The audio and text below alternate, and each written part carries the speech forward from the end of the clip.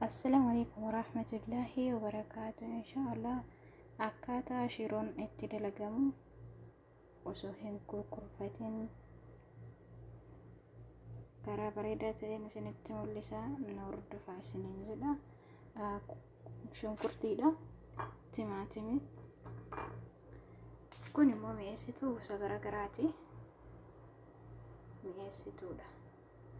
Bahaarata afaan arabaatiin isa jedhamu sanii kun mushakkala bahaarata gosa garaagaraa kan walitti daakame kusbara, kammuuna, barbaree, soqettu akkasumallee irdii jedhama afaan keenya. Haayeeshi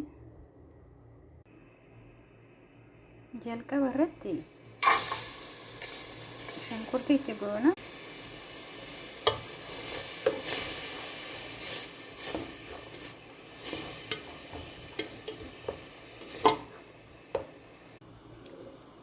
Hayyee basalee erga xiqqoo bishaan fixatee magaalatee booda zayitii itti dabalama jechuudha.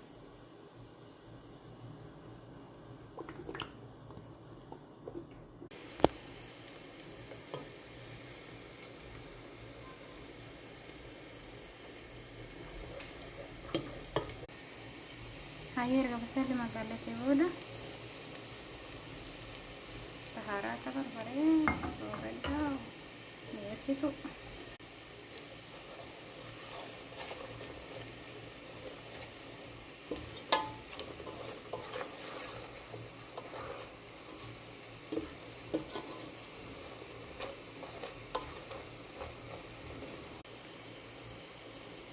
daqiiqaa xiqqoo waliin dhooftan jechuudha.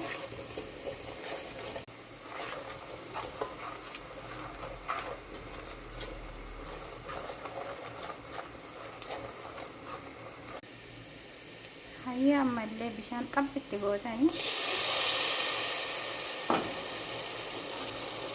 akkas fooliin isaa akka jaayaa kanatti ergaa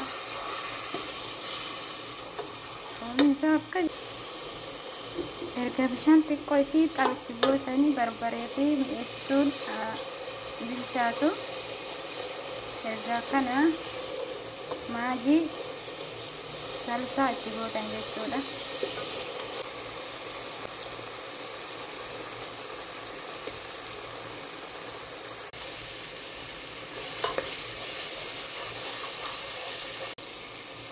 Hayyee amma maajii salsaa barbaree mi'eessituu kunniin itti dabalamee jira. Soqottollee hanga tokko itti dabalamee amma kushnaa kanatti xiqqoo salsaan haa bilchaatu eegdanii timaatima itti gootan jechuudha. Boodan qadaaddan timaatimiin haga bilchaattu. Salsaan kun qaamaan isaa tariiqa kanaan dalagaa baay'ee bilchaate baay'ee mi'aayaa beekamu. Namni salsaa duubarratti godhullee hin jira. Garuu tariiqa kanaan salsaan sirriitti bilchaate barbaree bahaarata wajjiin baay'ee bareeda. Hayyee obboleeyyan kiyya amma timaatimii itti goona jechuudha.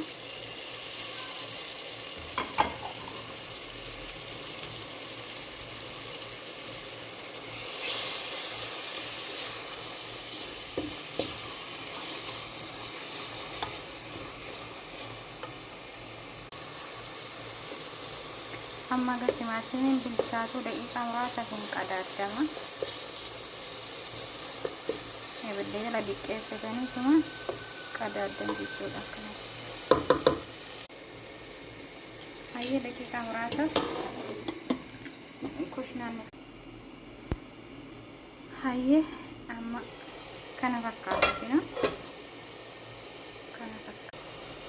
Karaa baay'ee laafaa ta'ee fi bareedaa ta'ee karaan kun jechuudha ittiin dalagaa namoota tokko tokko beektanii harkaa kurkurfataa mi'aawuu fi bakka baay'ee dhiba.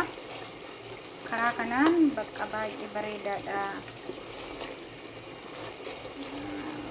Wantuma kamuu yoo hojjettan amma shiroo garaagaraa waanuma kamuu waattaa lukkuu gizee dalaydan kushnaa tolchitan taanaan kalaas ni mi'aaya. Kushnaa kana sirri bilcheessitanii kashantan taanaan ni mi'aa jechuudha. Egaa bifa kanaan eega xumurre booda amma bishaantu itti dabalama. Hayyee bishaaniin akkanatti chak jedhee jira amma laalkaa akkanatti xiqqeessinee fuunee jechuudha akkanni irra xiqqeessinee jechuudha bifa kana irra firfirsinee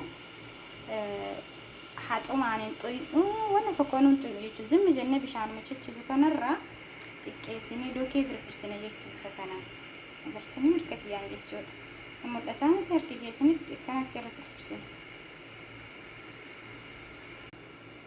xiqqeessinee akkana irra firfirsinee jechuudha akka inni kurkurfanneetti guddifneetti nan xiqqeessinee bifa kanaan laal akkas hayyee amma hanga tokko yaabbatee jira khalaas ga'ee jira jechuudha.